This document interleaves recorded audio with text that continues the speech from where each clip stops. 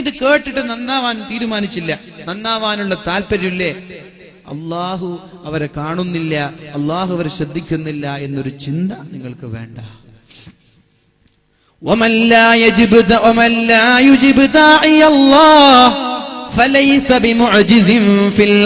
അള്ളാഹുവിന്റെ ക്ഷണം സ്വീകരിക്കാതെ മാറി നിൽക്കുന്നവർ അവർ അശക്തന്മാരാണ്, അവരെ നശിപ്പിക്കാൻ അള്ളാഹുവിന് കഴിയൂല എന്ന് നിങ്ങൾ തെറ്റിദ്ധരിക്കേണ്ട. അള്ളാഹുവിന് കഴിയും, അള്ളാഹുവിന്റെ നിയന്ത്രണത്തിലാണ്. നിങ്ങൾ വിചാരിക്കും നമ്മൾ മുസ്ലിമീങ്ങളാണല്ലോ ഏറ്റവും കൂടുതൽ പരീക്ഷണം അനുഭവിക്കുന്നത്, അല്ലേ?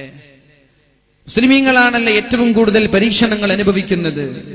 കൊലപാതകങ്ങൾ മാസങ്ങളിൽ ഓരോന്നെന്ന രീതിയിൽ ഇവിടെ നടന്നുകൊണ്ടിരിക്കുകയാണ്. നമ്മളിങ്ങനെ സംയമനം പാലിക്കുകയാണ്. ചെറുപ്പക്കാരൊക്കെ ചോദിച്ചു തുടങ്ങി, പോരെ ഇനിയും വേണോ ഈ സംയമനം? ചെറുപ്പക്കാരെ ചോദിക്കാൻ തുടങ്ങി. എന്റെ പൊന്നു ചെറുപ്പക്കാര, നമ്മുടെ ആയുധം സംയമനമാണ്, നമ്മുടെ സംസ്കാരവും സംയമനമാണ്. എനിക്കറിയാം, അങ്ങനെ ചോദിച്ച ആളുകൾക്കറിയാം സംയമനം വേണമെന്ന് പറഞ്ഞപ്പം പോരെ ഇനിയും വേണം ഈ സംയമനം. ഇത്ര കാലമായി 9 എണ്ണമായി നിരന്തരമായി കൊല ചെയ്യപ്പെടുകയാണ്. എന്തേ, ഇതൊന്നും അള്ളാഹു കാണുന്നില്ലേ, ഇതൊന്നും അള്ളാഹു ശ്രദ്ധിക്കുന്നില്ലേ എന്ന ഒരു ആലോചന ഉണ്ടാവരുത്. അള്ളാഹു പറയാണ്, ബിസ്മില്ലാഹിർ റഹ്മാനിർ റഹീം, അലിഫ് ലാം മീം, അഹസിബൻ നാസു അൻ യുത്റകൂ അൻ യഖൂലൂ ആമന്നാ വഹും ലാ യുഫ്തനൂൻ. പൊന്നു മുഅ്മിനീങ്ങളെ, നിങ്ങൾ മുഅ്മിനാണ് എന്ന് പറഞ്ഞാൽ നിങ്ങൾക്കൊരു പരീക്ഷണം തരാതെ ഞാൻ നിങ്ങളെ വെറുതെ വിടുമെന്ന് നിങ്ങൾക്ക് തോന്നുന്നുണ്ടോ? ലോകത്തെവിടെ നോക്കിയാലും ആളുകളുടെ ചർച്ച മുസ്ലിമീങ്ങളാണ്. ഒരു മുസ്ലിം കൊല ചെയ്യപ്പെട്ടാൽ ചാനലുകൾക്ക് ചർച്ചയില്ല, അല്ലേ? ഒരു മുസ്ലിം കൊല ചെയ്യപ്പെട്ടാൽ പത്രക്കാർക്ക് വാർത്തയല്ല, ചാനലുകാർക്കത് വാർത്തയല്ല. രാത്രി ചർച്ചകൾ, അന്തിച്ചർച്ചകളില്ല. എന്നാൽ ഏതെങ്കിലും ഒരു കയ്യബദ്ധത്താൽ മുസ്ലിം ഒന്ന് കൊന്നാലോ പിന്നെ മാസങ്ങളോളം ചർച്ചകൾ.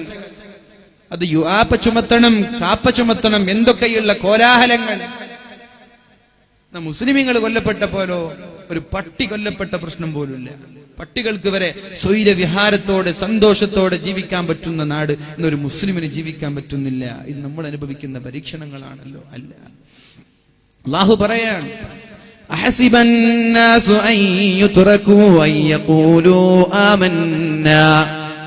ഞാനൊരു മുഅ്മിനാണ്, ഞാനൊരു മുസ്ലിമാണ് എന്ന് പറഞ്ഞാൽ നിങ്ങളെ ഞാൻ വെറുതെ വിടുമെന്ന് നിങ്ങൾക്ക് തോന്നുന്നുണ്ടോ? അങ്ങനെ തോന്നുന്നുണ്ടോ? മുസ്ലിമായ പിന്നെ ഫുൾ ഫ്രീ ആയി ഞാൻ അങ്ങോട്ട് സ്വർഗത്തിൽ എത്തി തോന്നുന്നുണ്ടോ? ഇല്ല. വഹും ലാ യുഫ്തനൂൻ. ഒരു പരീക്ഷണം പോലും അനുഭവിക്കാതെ, പ്രാരാബ്ദങ്ങളില്ലാതെ, പ്രതിസന്ധികളില്ലാതെ നിങ്ങൾക്ക് സ്വർഗത്തിലേക്ക് എത്താൻ പറ്റുമെന്ന് നിങ്ങൾക്ക് തോന്നുന്നുണ്ടോ? വലഖദ് ഫതന്നല്ലദീന മിൻ ഖബ്ലിഹിം. നിങ്ങളെ മാത്രമല്ല നിങ്ങളെക്കാൾ മുമ്പുള്ളവരെയും ഞാൻ പരീക്ഷിച്ചിട്ടുണ്ട്.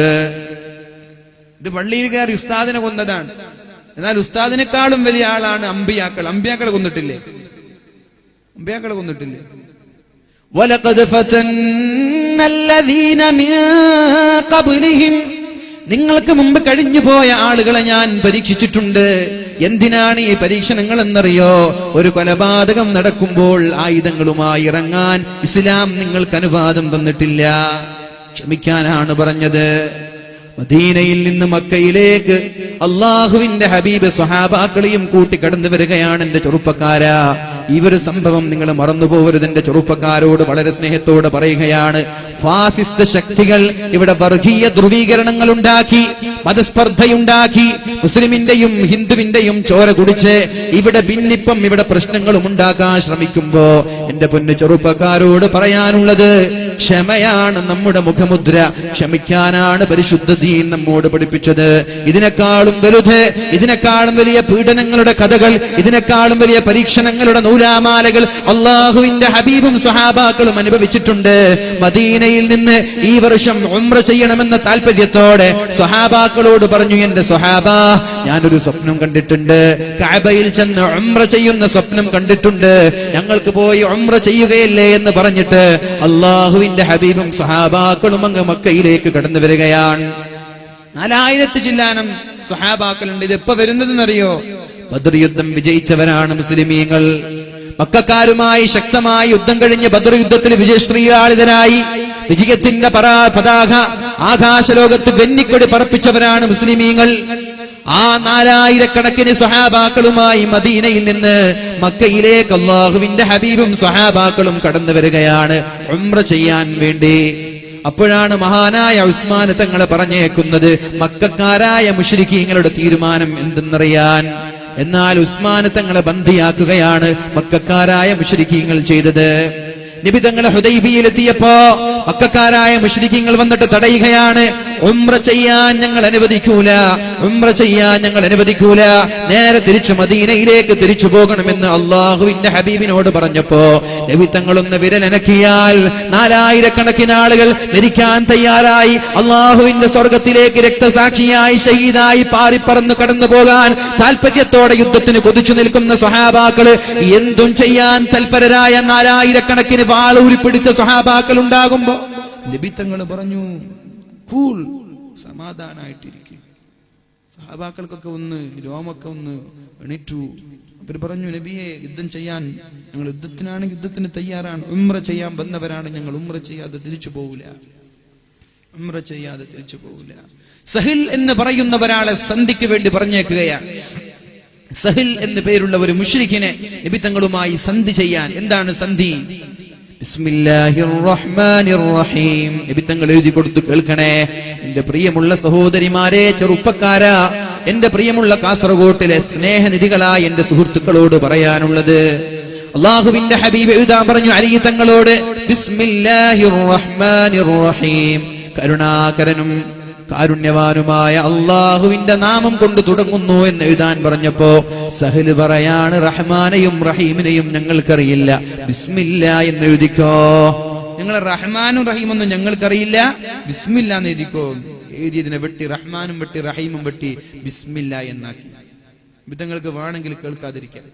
അടുത്തത് മിൻ മുഹമ്മദ് റസൂലില്ലാ, അള്ളാഹുവിന്റെ പ്രവാചകനായ മുഹമ്മദാണ് എഴുതുന്നത്. മിൻ മുഹമ്മദ് ബിൻ അബ്ദില്ലാ എന്നെഴുതിയാൽ മതി, റസൂലുള്ള എന്നത് വേണ്ട. നിങ്ങൾ റസൂലാണെന്നുള്ള വിശ്വാസം ഞങ്ങൾക്കുണ്ടെങ്കിൽ ഞങ്ങൾ നിങ്ങൾ കൂടെ വരൂലേ? നിങ്ങൾ പ്രവാചകനാണെന്ന് ഞങ്ങൾക്ക് വിശ്വാസമില്ല, അതുകൊണ്ട് മിൻ മുഹമ്മദ് റസൂലില്ല എന്ന് വേണ്ട, മുഹമ്മദ് ബിൻ അബ്ദില്ല എന്ന് എഴുതിയാൽ മതി. അലിയിനോട് വെട്ടാൻ പറഞ്ഞപ്പോ, ആ റസൂലുള്ള എന്നത് വെട്ടാൻ പറഞ്ഞപ്പോ അലി തങ്ങളുടെ കൈകൾക്ക് ധൈര്യം വന്നില്ല. എങ്ങനെയാണ് റസൂലുള്ള എന്നൊരു പദം വെട്ടിപ്പോകുന്നത്? ഹബീബിനോട് സ്നേഹമുള്ള ഒരാൾക്ക് എങ്ങനെയാണ് റസൂലുള്ള എന്ന് പറഞ്ഞ വാക്കിന്റെ മുകളിൽ പേന കൊണ്ട് എഴുതാൻ പറ്റുന്നത്? അലി പറഞ്ഞു, നബിയെ എനിക്ക് പറ്റൂല, നബിയെ എനിക്ക് പറ്റൂല. അവസാനം അള്ളാഹുവിന്റെ ഹബീബ് നിർബന്ധിപ്പിച്ചപ്പോ മഹാനായ അലി തങ്ങൾക്ക് വെട്ടേണ്ടി വന്നു. എന്നിട്ട് തീരുമാനം എന്താ? മദീനയിൽ നിന്ന് മുസ്ലിമീങ്ങളായ ആളുകളിൽ നിന്ന് ആരെങ്കിലും മക്കയിലേക്ക് കടന്നു വന്നാൽ അവരെ ഞങ്ങൾ 2 കൈയും നീട്ടി സ്വീകരിക്കും. എന്നാൽ മക്കയിൽ നിന്ന് ആരെങ്കിലും മുസ്ലിമായി മദീനയിലേക്ക് വന്നാൽ നിങ്ങൾ അവരെ സ്വീകരിക്കാൻ പാടില്ല, പറഞ്ഞേക്കണം. കേൾക്കുന്നുണ്ടോ? അവിടെ സ്ക്രീൻ ഉണ്ടാ? അതെല്ലാരും അങ്ങോട്ട് നോക്കുന്നല്ലേ? ഞാൻ വിചാരിക്കും എന്തപ്പോ എല്ലാരും അങ്ങോട്ട് നോക്കുന്നത്. മദീനയിൽ നിന്ന് ആരെങ്കിലും ഇസ്ലാമിൽ നിന്ന് പിന്മാറി മക്കയിലേക്ക് കടന്നു വന്നാൽ അവരെ സ്വീകരിക്കും, ഞങ്ങൾ അവരെ കൈയും നീട്ടി സ്വീകരിക്കും. എന്നാൽ മക്കയിൽ നിന്ന് ആരെങ്കിലും ഇസ്ലാമിലേക്ക് കടന്നു വന്നാൽ അവരെ നിങ്ങൾ സ്വീകരിക്കാൻ പാടില്ല. ഒപ്പുവെക്ക്. ഒപ്പ് ചെയ്തു. നിങ്ങൾ ആലോചിച്ച്, ഇങ്ങനെ ഒരു ഒപ്പിന് നിങ്ങൾ തയ്യാറാവോ? നബി തങ്ങൾ തയ്യാറാവാണ്. കുഴപ്പമില്ല, മുസ്ലിമായിട്ട് വന്നവരെ ഞങ്ങൾ സ്വീകരിക്കൂല, എന്നാൽ ഞങ്ങൾ ആളിൽ നിന്ന് വന്നാൽ നിങ്ങൾ സ്വീകരിച്ചോളി. ഒപ്പിട്ട് കൊടുത്തു. പിന്നെ അടുത്ത വാഗ്ദാനം, 10 വർഷത്തോളം ഉംറ ചെയ്യാൻ നിങ്ങൾ വരാൻ പാടില്ല. 10 വർഷക്കാലം മദീനയിൽ നിന്ന് മക്കയിലേക്ക് വരാൻ പാടില്ല. വീണ്ടും ഒപ്പ് ചെയ്തു, ഒപ്പ് വെച്ചു കൊടുത്തു. അപ്പോഴാണ് സഹിൽ എന്ന് പറയുന്ന ഒപ്പ് വെക്കുന്ന സന്ധി ചെയ്യുന്ന ഒരാളുടെ ആ സഹോദരന്റെ മകൻ ഇസ്ലാം സ്വീകരിച്ച് ഹബീബിന്റെ സമീപത്തേക്ക് കടന്നു വരുന്നത്. കൈകാലുകളിൽ ചങ്ങലയുണ്ട്. അബൂജന്തൽ റളിയല്ലാഹു അൻഹു, അദ്ദേഹത്തിന്റെ കൈകളിൽ ചങ്ങലക്കെട്ടുകളുണ്ട്. എവിടെയോ ബന്ദിയാക്കിയിരിക്കുന്ന സ്ഥലത്തു നിന്ന് ശത്രുക്കളോട് പോരാടി കൈകാലുകളിലുള്ള ചങ്ങലകൾ പൊട്ടിച്ചുകൊണ്ട് ഹബീബിന്റെ സമീപത്തേക്ക് ഓടി വന്നുകൊണ്ട് പറഞ്ഞു, യാ റസൂലല്ലാഹ്, അല്ലാഹുവിന്റെ ഹബീബേ, ഞാൻ അങ്ങയുടെ കൂടെ മദീനയിലേക്ക് കടന്നു വരികയാണ് നബിയെ, എന്നെയും താങ്കൾ മദീനയിലേക്ക് കൂടെ കൊണ്ടുപോകണമെന്ന് പറഞ്ഞപ്പോ ശത്രുക്കളുടെ ശിക്ഷ സഹിക്കാൻ ഞങ്ങൾക്ക് കഴിയുന്നില്ല, ശത്രുക്കളുടെ പരീക്ഷണം സഹിക്കാൻ കഴിയുന്നില്ല, ജയിൽ പുള്ളിയാക്കി ക്രൂരമായി പീഡിപ്പിക്കുകയാണ് റസൂലേ, എന്റെ ശരീരത്തിലുള്ള അടികളുടെ പാടുകൾ കാണുന്നുണ്ടല്ലോ, ഞാൻ അങ്ങയുടെ കൂടെ കടന്നു വരട്ടെ എന്ന് മുത്തുനബിയോട് ചോദിച്ചപ്പോ അവിടെയുള്ള സ്വഹാബാക്കളുടെ കൺതടങ്ങൾ നിറഞ്ഞു പോയെങ്കിലും അല്ലാഹുവിന്റെ ഹബീബ് അബൂജന്തലിനോട് പറയാണ്, അബൂജന്തലെ എന്റെ കൂടെ വരാൻ പറ്റൂല, കാരണം ഒപ്പുവെച്ച് കഴിഞ്ഞു പോയി, ഒപ്പുവെച്ച് കഴിഞ്ഞു, ഇനി വരാൻ പറ്റൂല. നിങ്ങളൊന്ന് ചോദിച്ചു നോക്കിയല്ല, ഇവരെ കൊണ്ടുപോയി കൂടെ? കൊണ്ടുപോവാൻ ഞങ്ങൾ അനുവദിക്കൂല, നിങ്ങൾ ആദ്യം തന്നെ വാക്ക് തെറ്റിക്കാൻ പാടില്ല. എന്നിട്ട് സഹലിനെ ക്രൂരമായി നിലത്തിലൂടെ വലിച്ചിഴച്ച് ചങ്ങലക്കെട്ടുകളുമായി തിരിച്ചു കൊണ്ടുപോകുന്നത് നിറഞ്ഞ കൺതടങ്ങളുമായി സ്വഹാബാക്കളും നബിതങ്ങളും നിസ്സഹായനായി നോക്കി നിന്നു. ഒന്നും ചെയ്തില്ല, ഒന്നും ചെയ്തില്ല. എന്നാ നിങ്ങൾ കേൾക്കണോ? മഹാന്മാരായ സ്വഹാബാക്കൾ പറയാണ്, ഈ ഒരു ഉടമ്പടി കഴിഞ്ഞപ്പോഴാണ് മഹാനായ ഉമർ ഇബ്നുൽ ഖത്താബ് റളിയല്ലാഹു അൻഹു കടന്നു വരുന്നത്. നബിയെ, നിങ്ങളല്ലേ പറഞ്ഞത് ഉംറ ചെയ്യാമെന്ന് പറഞ്ഞിട്ടല്ലേ നബിയെ താങ്കൾ ഇങ്ങോട്ട് കടന്നു വന്നത്?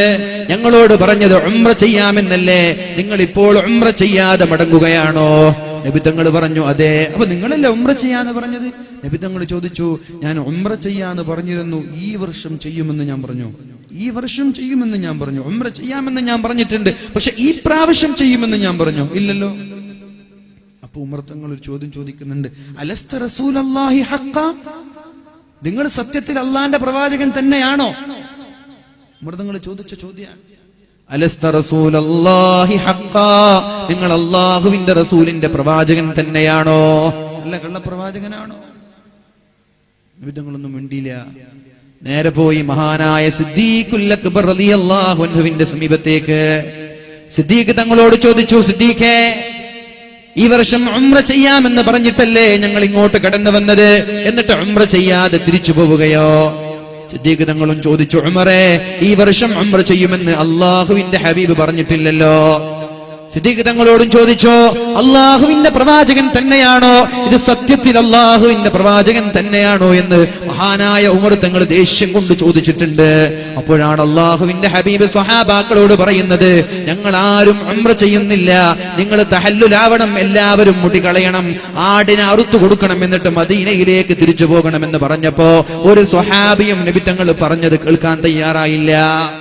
ഒരു സ്വഹാബിയും കേട്ടില്ല.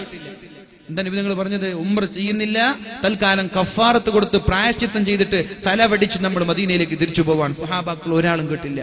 നബി തങ്ങൾ ഇങ്ങനെ വേദനയോടെ ദുഃഖത്തോടെ ഇരിക്കുമ്പോഴാണ് ഭാര്യ ഉമ്മു സലമ റളിയല്ലാഹു അൻഹ കടന്നു വരുന്നത്. യാ റസൂലല്ലാഹ്, അല്ലാഹുവിന്റെ ഹബീബേ, എന്തിനാണ് ദുഃഖിച്ചിരിക്കുന്നത്? എന്തേ, നിങ്ങൾക്ക് എന്തു പറ്റി നബിയേ? അപ്പോഴാണ് അല്ലാഹുവിന്റെ ഹബീബ് പറയുന്നത്, ഞാൻ എന്റെ സ്വഹാബാക്കളോട് ഒരു കാര്യം പറഞ്ഞിട്ട് സ്വഹാബാക്കൾ അത് കേട്ടിട്ടില്ലല്ലോ, സ്വഹാബാക്കൾ അത് കേൾക്കുന്നില്ലല്ലോ.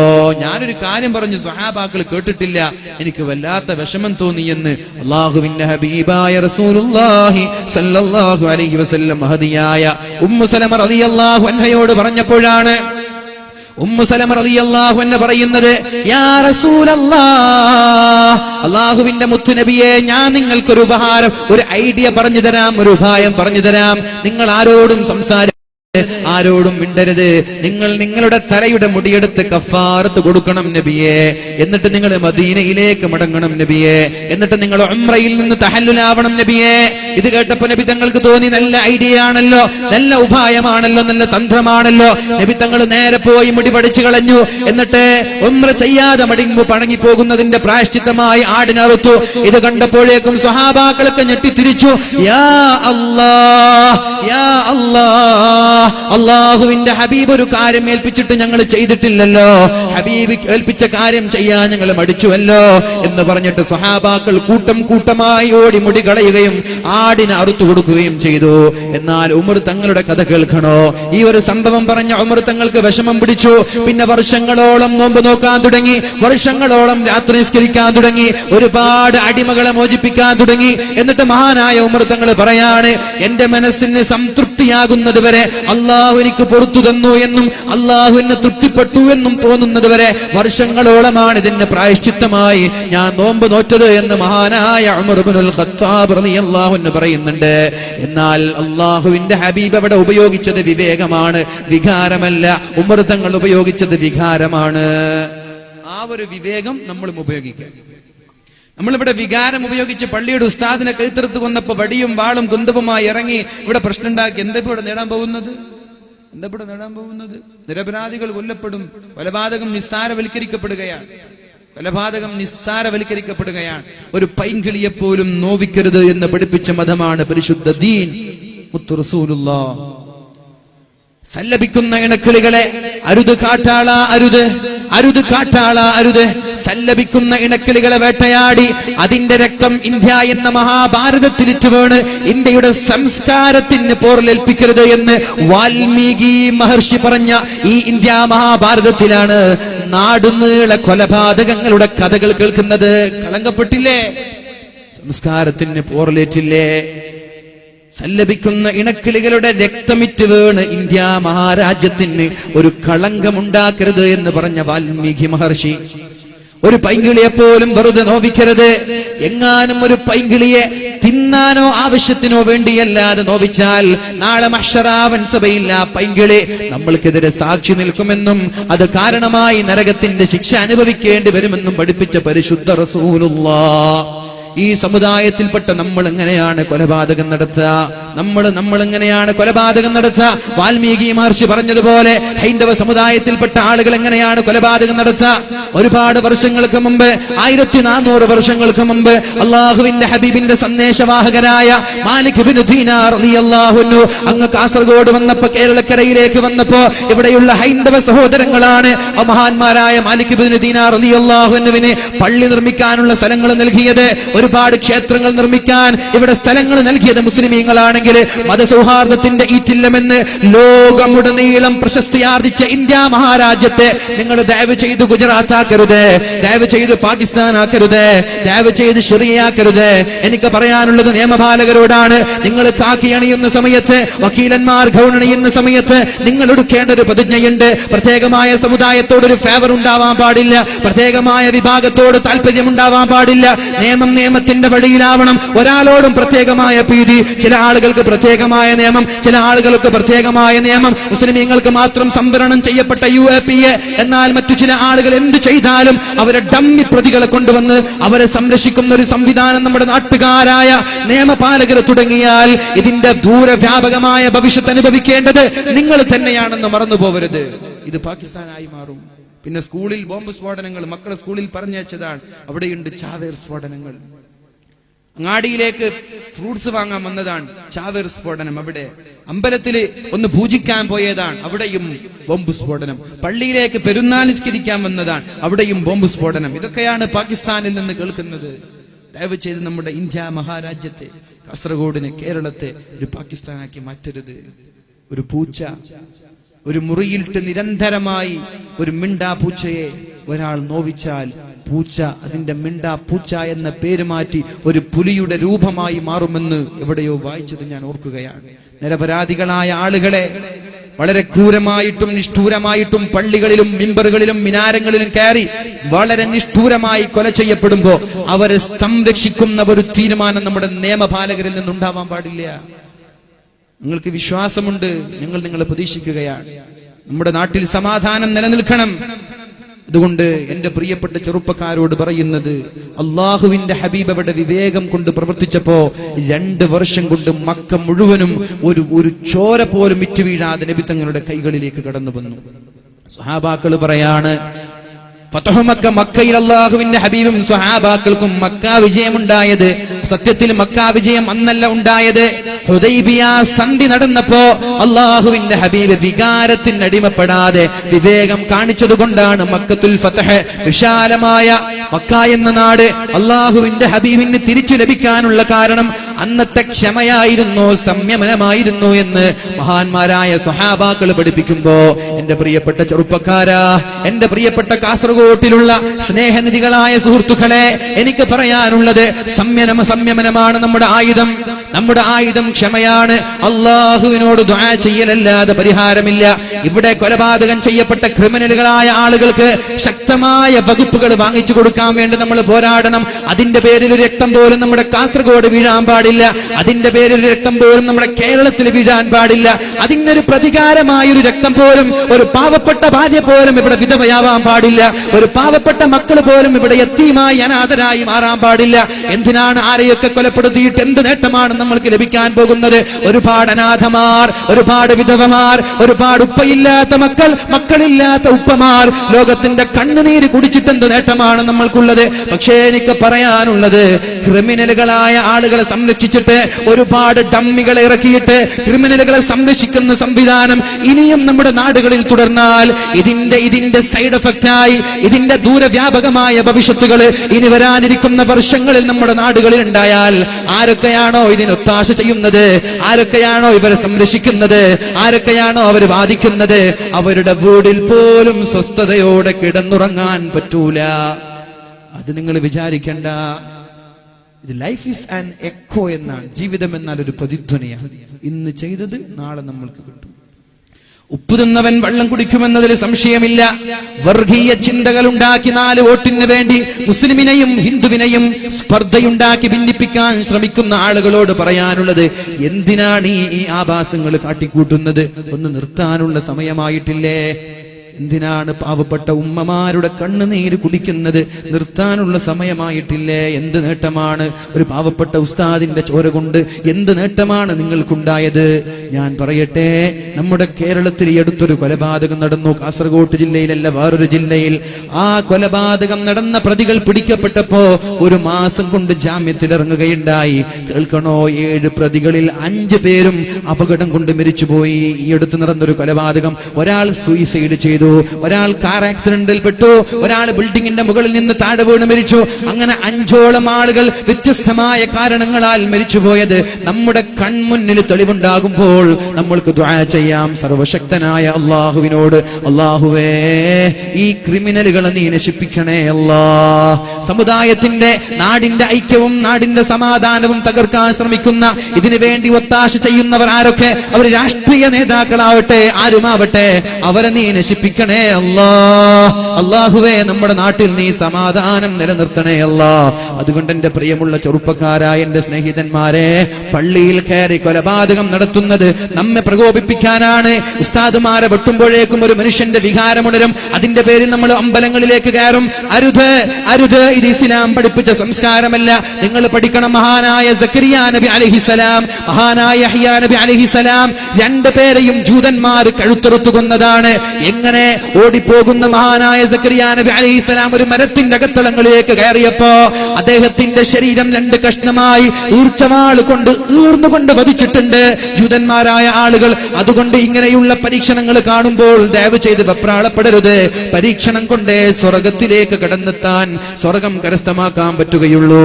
അല്ലാഹു തആല പരിശുദ്ധമായ ഖുർആനിൽ നമ്മോട് പറയുന്നുണ്ട്, പഴയകാല പ്രതാപം ഞാൻ നിങ്ങൾക്ക് തിരിച്ചു തരാം. പഴയകാല പ്രതാപം ഞാൻ നിങ്ങൾക്ക് തിരിച്ചു തരാം. പക്ഷെ ഒരു ഡിമാൻഡ് ഉണ്ട്. ആരും നിങ്ങളെ ഫോക്കസ് ചെയ്യൂല. നിങ്ങൾ അറ്റാക്ക് ചെയ്യാനും, നിങ്ങൾ ആക്രമിക്കാനും, നിങ്ങൾ എതിർക്കാൻ ഒരാളുണ്ടാവൂല. ബാങ്ക് വിളിക്കുമ്പോ മടക്കി കുത്തിയിരുന്ന ഹൈന്ദവ വിശ്വാസികൾ ഒന്ന് മടക്കുത്തി താഴ്ത്തി വെച്ചിരുന്ന കാലം നമ്മുടെ കേരളത്തിൽ ഉണ്ടായിട്ടുണ്ട്. ബാങ്ക് വിളിക്കുന്ന സമയത്ത് വീട്ടിൽ ജോലി ചെയ്യുന്ന ഹൈന്ദവ വിശ്വാസികൾ ജോലി നിർത്തി മിണ്ടാതെ ഓച്ചാനിച്ച് നിന്ന സമയം നമ്മുടെ കേരളത്തിൽ ഉണ്ടായിട്ടുണ്ട്. അമ്പരന്തങ്ങളുടെയും കോന്തുനായരുടെയും മണ്ണാണിത്. സാമൂതിരിയുടെയും മാങ്ങാട്ടച്ചന്റെയും കുഞ്ഞായി മുസ്ലിയാരുടെയും നാടാണിത്. ഇവിടെയുള്ള ഐക്യവും അഖണ്ഡതയും തകർക്കപ്പെടരുത്. അതിനുവേണ്ടി നമ്മൾ പോരാടണം. പക്ഷേ നിയമത്തിന് വേണ്ടി നമ്മൾ വിശ്രമമില്ലാതെ അധ്വാനിക്കണം. രാഷ്ട്രീയ നേതാക്കൾ ഈ വേദിയിലോ സദസ്സിലോ ഉണ്ടെങ്കിൽ അവരോട് പറയാൻ, ഈ ക്രിമിനലുകളായ ആളുകളെ സംരക്ഷിക്കുന്ന ഒരു സംവിധാനം ഇനി ഉണ്ടാവാൻ പാടില്ല. ഞാൻ ചോദിക്കട്ടെ, പീഡനങ്ങൾ നടക്കുന്നുവെങ്കിൽ ഏറ്റവും കൂടുതൽ നടക്കേണ്ടത് UAE-യിലാണ്. GCC രാഷ്ട്രങ്ങളിൽ, യൂറോപ്പിലൊന്നും സഞ്ചരിച്ചിട്ടില്ല, അതുകൊണ്ട് അറിയില്ല അവിടുത്തെ കഥ എന്ത്. കുപ്പായം അഴിച്ചിട്ട് നടക്കുന്ന ഒരു ടീം ഏറ്റവും കൂടുതൽ UAE-യിലാണ്, അല്ലേ? കുപ്പായിടാതെ നടക്കുന്ന ഒരു ടീം UAE-യിലാണ്. അവിടെ ആണുങ്ങൾ ഫുൾ സ്ലീവും കൂളിംഗ് ഗ്ലാസും മുഴുവനും ഷൂസും ഒക്കെ ധരിച്ച് ഇൻസൈഡ് ചെയ്ത് നടക്കുമ്പോ ആണുങ്ങൾ ആകെ കാണാൻ ഇത്ര സ്ഥലമാണ്, എന്നാൽ പെണ്ണുങ്ങൾ ആകെ അത്രേ മറക്കുള്ളൂ. അതാണ് അവിടുത്തെ അവസ്ഥ. എന്നാൽ അവിടെയല്ലേ പീഡനം നടക്കേണ്ടത്? അവിടെയല്ലേ പീഡനങ്ങളും ബലാത്സംഗങ്ങളും കൊലപാതകങ്ങളും നടക്കേണ്ടത്? എന്തേ ഒരാൾ മറ്റൊരു പെണ്ണിനെ തോണ്ടുന്നില്ല? എന്തേ ഒന്ന് നോക്കുന്നില്ല? നമ്മുടെ നാട്ടിൽ ഇത്രയും സൂക്ഷ്മതയോടെ വസ്ത്രം ധരിച്ച് സംസ്കാരത്തോടെ ജീവിച്ചിട്ട് പോലും ക്രൂരമായ കൊലപാതകങ്ങളും ബലാത്സംഗങ്ങളും എന്തേ നടക്കുന്നത്? അതിന് കാരണം ഒന്ന് മാത്രമാണ്. ഇവിടുത്തെ നിയമം കാറ്റിൽ പറത്താനുള്ളതാണ്. അവിടുത്തെ നിയമം പോലെ നടക്കുന്നുണ്ട്. അവിടെ ഒന്ന് കൈ തോണ്ടിയാൽ നാളെ ഈ കൈ ഉയർത്താൻ തലയുണ്ടാവൂല എന്ന ബോധം UAE-യിൽ ജീവിക്കുന്ന ആളുകൾക്കറിയാം. താല്പര്യമില്ലാഞ്ഞിട്ടല്ല, നിയമത്തെ പേടിച്ചിട്ടാണ്. കുപ്പായം അഴിച്ചിട്ട് എല്ലാരും നടക്കുന്നത്.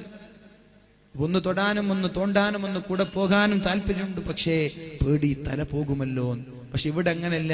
ഇവിടെ ഇന്ന് ബലാത്സംഗം നടത്തി കൊന്ന് ഒരാഴ്ച കഴിയുമ്പോൾ ജാമ്യത്തിലിറങ്ങാണ്. അപ്പൊ അവർക്ക് ഉറപ്പായി ഇനി അടുത്ത ബലാത്സംഗം നടത്തിയാൽ എനിക്ക് വേണ്ടി വാദിക്കാൻ ഇവിടെ ആളുണ്ട്, എന്നാ പിന്നെ അടുത്ത പെണ്ണിനെ നോക്കി നടക്കും.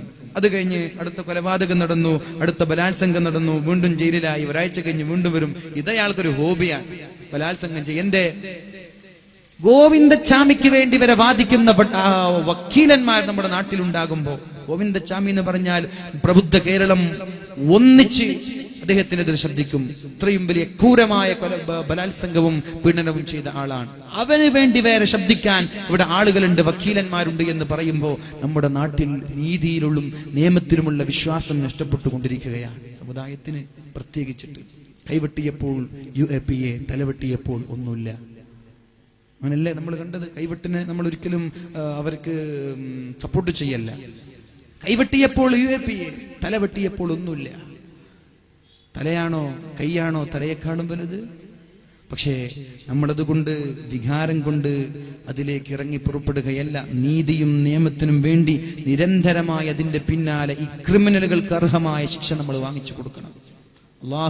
അള്ളാഹു ഇങ്ങനെയുള്ള നാടിന്റെ സമാധാനം നശിപ്പിക്കുന്ന ആളുകൾ അള്ളാഹു നശിപ്പിക്കട്ടെ. നമ്മുടെ നാട്ടിൽ അള്ളാഹു സമാധാനം നിലനിർത്തട്ടെ. എന്റെ ചെറുപ്പക്കാരാ, അള്ളാഹു പറയാണ്, നിങ്ങൾക്ക് പഴയകാല പ്രതാപം തിരിച്ചു വരണമെങ്കിൽ അള്ളാഹു ഒരു ഡിമാൻഡ് പറയുന്നുണ്ട്. ബിസ്മില്ലാഹിർ റഹ്മാനിർ റഹീം. വഅദല്ലാഹു അല്ലദീന ആമനൂ മിൻകും വഅമിലുസ് സ്വാലിഹാത്ത്. നിങ്ങളിൽ നിന്ന് അള്ളാഹുവിനെ കൊണ്ട് വിശ്വസിക്കുന്ന ആളുകൾ, വഅമിലുസ് സ്വാലിഹാത്തി, സൽക്കർമ്മം ചെയ്യുന്ന ആളുകൾ. ഈ ആയത്തും കൂടി ഓതി ഞാൻ എന്റെ വാക്കുകൾ ഉപസംഹരിക്കും. 10 ദുആ അടുക്ക നിർത്തും ഇൻഷാ അല്ലാഹ്.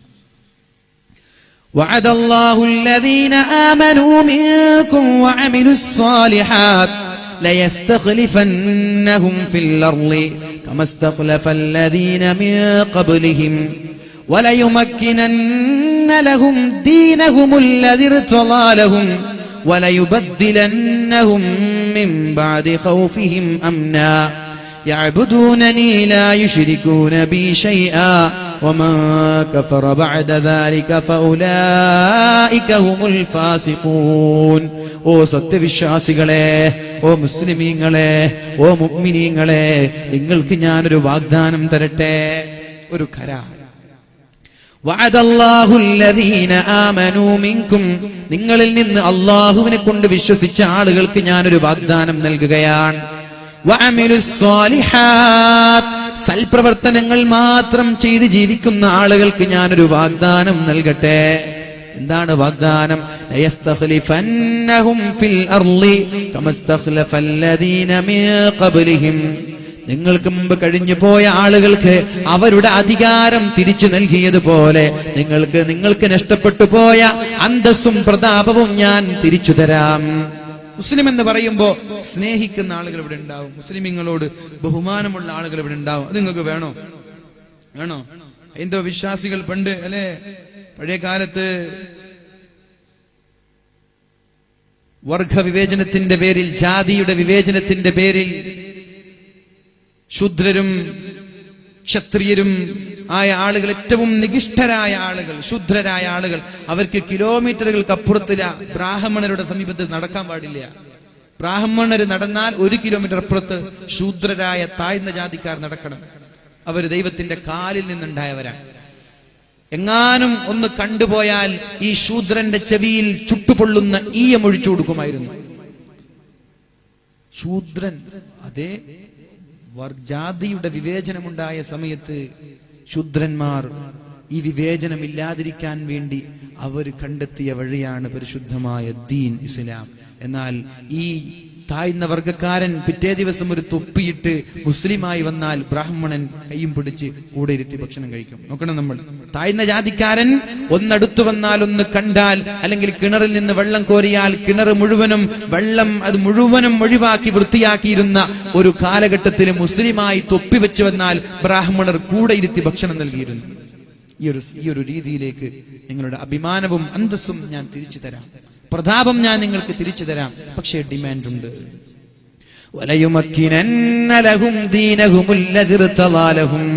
നിങ്ങളുടെ മതം പറയുന്നത് പോലെ ജീവിക്കാൻ ഞാൻ നിങ്ങൾക്ക് സമ്മതം തരാം. ബീഫ് കഴിക്കാൻ പറ്റൂല എന്നാ പിന്നെ ഏറ്റവും കൂടുതൽ ബീഫ് ഡിസ്ട്രിബ്യൂട്ട് ചെയ്യുന്നത് കഴിക്കാൻ പാടില്ല എന്ന് പറയുന്ന ആളാണ്. ഇതൊന്നും അവരുടെ മതത്തോടുള്ള താല്പര്യമല്ല. എന്തെങ്കിലും ഒരു കാർഡ്, എന്തെങ്കിലും ഒരു കളി വേണം, എന്നിട്ട് വോട്ട് പിടിക്കണം എന്നതേ ഉള്ളൂ. ആരവിടെ ബീഫ് കഴിക്കാത്ത? നമ്മുടെ വീട്ടിലേക്ക് ജോലിക്ക് പല ആളുകളും വരാറില്ലേ? അവരൊന്നും ബീഫ് കഴിക്കാറില്ലേ? ആരും ബീഫ് കഴിക്കാത്ത?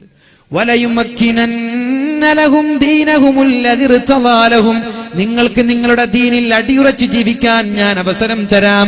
താടി വെച്ചതിന്റെ പേരിൽ നിങ്ങളുടെ ജോലി നിഷേധിക്കപ്പെടൂല. ഹിജാബ് ധരിച്ചതിന്റെ പേരിൽ പരീക്ഷാ ഹാളിൽ നിന്ന് പറഞ്ഞേക്കൂല. പർദ്ദ ധരിച്ചതിന്റെ പേരിൽ ക്യാമ്പസിന്റെ കലാലയങ്ങളിൽ വളരെ ക്രൂരമായി ആക്രമിക്കപ്പെടൂല. നിങ്ങളുടെ ദീന് പറയുന്നത് പോലെ ജീവിക്കാൻ ഞാൻ നിങ്ങൾക്ക് അവസരം തരാം.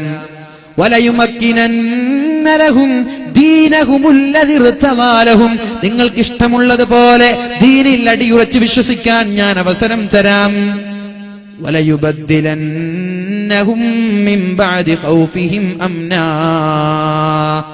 നിങ്ങളുടെ ഈ പേടി മാറ്റി നിങ്ങൾക്ക് ഞാൻ പേടിയില്ലായ്മ തരാം. പുറത്തിറങ്ങാൻ പേടിയാണ്. പേര് ചോദിച്ചിട്ടാണ് അടിക്കുന്നത്, അല്ലേ? പേര് ചോദിച്ചിട്ടാണ് ചില സമയത്ത് ഇവിടെ അടികൊണ്ടത്. എന്റെ പേരെന്താ? എന്നാ പിന്നെ പിടിച്ചോ.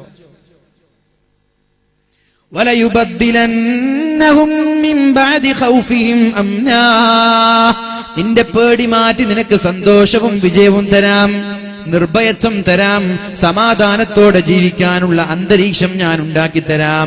ഒരു ഡിമാൻഡ് ഉണ്ട്. നിങ്ങൾ എന്നെ മാത്രം ആരാധിക്കണേ, മറ്റു ദൈവങ്ങളെ നിങ്ങൾ ആരാധിക്കരുത്. എന്നെ ആരാധിക്കുക, ഏകനായ അല്ലാഹുവിൽ ആരാധിക്കുക. സുന്നത്ത് ജമാഅത്തിന്റെ ശക്തമായ നിയമപ്രകാരം സുന്നത്ത് ജമാഅത്തിൽ അധിഷ്ഠിതമായി ജീവിക്കുന്ന നമ്മൾ അല്ലാഹുവല്ലാതെ മറ്റൊരു ദൈവമില്ല, അല്ലാഹു മാത്രമേ ദൈവമുള്ളൂ. ഏകനായ ഇലാഹു അല്ലാഹുവാണ്, അല്ലാഹുവല്ലാതെ മറ്റൊരു ദൈവമില്ല എന്ന ഉറച്ച വിശ്വാസത്തോടെ നമ്മൾ ജീവിക്കുക. സുന്നത്ത് ജമാഅത്തിന്റെ ആ ഒരു തീരുമാനം പോലെ, ആ ഒരു രീതി പോലെ അല്ലാഹുവല്ലാതെ മറ്റൊരു ദൈവമില്ല, അല്ലാഹു ഏകനാണ് എന്ന വിശ്വാസത്തോടെ എന്നെ മാത്രം നിങ്ങൾ ആരാധിക്കുക, ഞാനല്ലാതെ മറ്റൊരു ദൈവമുണ്ട് എന്ന് നിങ്ങൾ വിശ്വസിക്കരുത്. അല്ലാഹുവിന്റെ കൂടെ വേറെ ദൈവങ്ങളെ കൂട്ടരുത്. ദൈവം ഒന്നേയുള്ളൂ, അല്ലാഹുവാണ്. ഒന്നാമത്തെ ഡിമാൻഡ് അതാണ്, എന്നെ നിങ്ങൾ ആരാധിക്കുക. 2,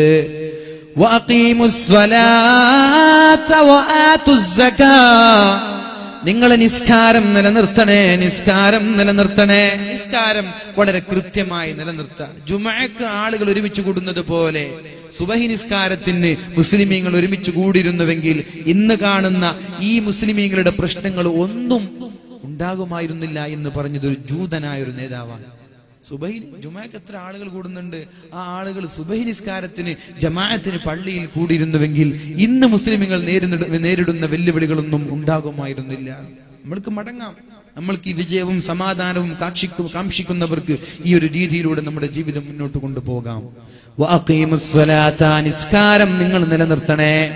അതോടൊപ്പം അല്ലാഹുവിന്റെ ഹബീബ് പറഞ്ഞു, ഖബറിൽ നിന്ന് രക്ഷപ്പെടാൻ 4 വഴി ഞാൻ നിങ്ങളോട് പറഞ്ഞു തരട്ടെ. ഖബറിന്റെ അദാബിൽ നിന്ന് രക്ഷപ്പെടാൻ 4 വഴികൾ ഞാൻ നിങ്ങളോട് പറഞ്ഞു തരട്ടെ. ഒന്ന്, പരിശുദ്ധമായ സൂറത്തുൽ മുൽക്ക് പാരായണം ചെയ്യണം. സൂറത്തുൽ മുൽക്ക് ഓതുന്ന ആളുകൾക്ക് എല്ലാ ദിവസവും രാത്രി കുറെ ആളുണ്ട്. ബാക്കിയുള്ള ആളുകൾ ഇന്ന് മുതൽ ഓതാൻ തുടങ്ങുക, താഴ്ത്തിക്കൊള്ളു. അൽഹംദുലില്ലാഹ്. സൂറത്തുൽ മുൽക്ക് പാരായണം ചെയ്താൽ ആഖിറം നമ്മൾക്ക് രക്ഷപ്പെടുത്താം. ഇനി ദുനിയാവ് രക്ഷപ്പെടുത്തണോ? സൂറത്തുൽ വാഖിഅ പാരായണം ചെയ്തേക്ക്.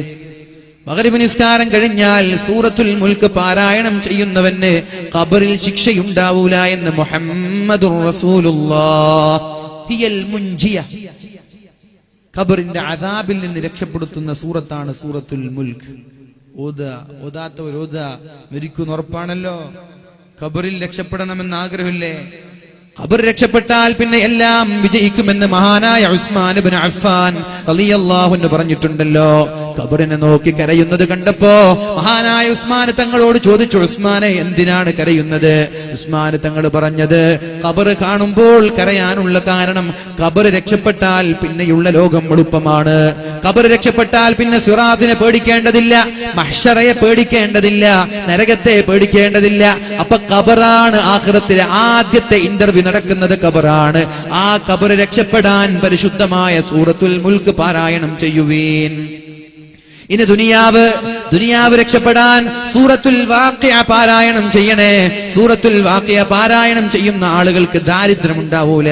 മഹാന്മാരായ സ്വഹാബാക്കൾ മക്കളോട് സൂറത്തുൽ വാഖിഅ പാരായണം ചെയ്യാൻ പറഞ്ഞിരുന്നു. കടങ്ങൾ ഉണ്ടാവൂല, പ്രാരാബ്ദങ്ങൾ ഉണ്ടാവൂല, ദാരിദ്ര്യം ഉണ്ടാവൂല, മറ്റൊരാളുടെ മുമ്പിൽ യാചിക്കേണ്ടി വരൂല, മറ്റൊരാളോട് ബെഗ് ചെയ്യേണ്ട അവസ്ഥയുണ്ടാവൂല. ദുനിയാവും ആഖിറവും രക്ഷപ്പെടാൻ പരിശുദ്ധമായ ഖുർആനാണ് പരിഹാരം. ഖുർആനിലൂടെയല്ലാതെ പരിഹാരമില്ല. ആഖിറം സൂറത്തുൽ മുൽക്കിലൂടെ സമ്പാദിക്കാമെന്നാൽ ദുനിയാവ് സമ്പാദിക്കാൻ സൂറത്തുൽ വാഖിഅ പാരായണം ചെയ്യണം. ഉപ്പമാരെ നിങ്ങൾ ഓതണേ, ഉമ്മമാരെ നിങ്ങളും ഓതണേ, മക്കളോടും ഓതാൻ പറയണേ, ഒരു വീട്ടിലുള്ള എല്ലാ ആളുകളും ഓതണേ. എന്തേ ഒരു 10 മിനിറ്റ് അല്ലാഹുവിന് വേണ്ടി ചെലവഴിച്ചാൽ എന്തേ?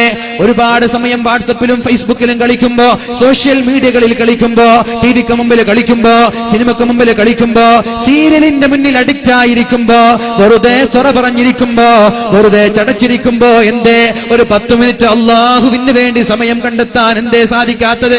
അല്ലാഹു നാളെ ചോദിക്കൂലേ നിന്റെ സമയത്തെക്കുറിച്ച്? അല്ലാഹു ചോദിക്കൂലേ നിന്റെ ആരോഗ്യത്തെക്കുറിച്ച്? അല്ലാഹു ചോദിക്കൂലേ നിന്റെ സമ്പാദ്യങ്ങളെ കുറിച്ച്?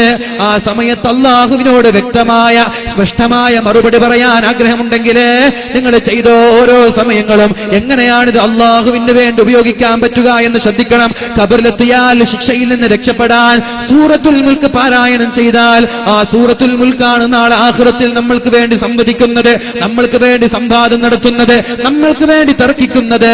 ഏതുവരെ? ഖബറിന്റെ അദാബിൽ നിന്ന് അല്ലാഹു മോചിപ്പിക്കുന്നത് വരെ അല്ലാഹുവിനോട് തർക്കിക്കുന്ന സൂറത്താണ് സൂറത്തുൽ മുൽക്ക്.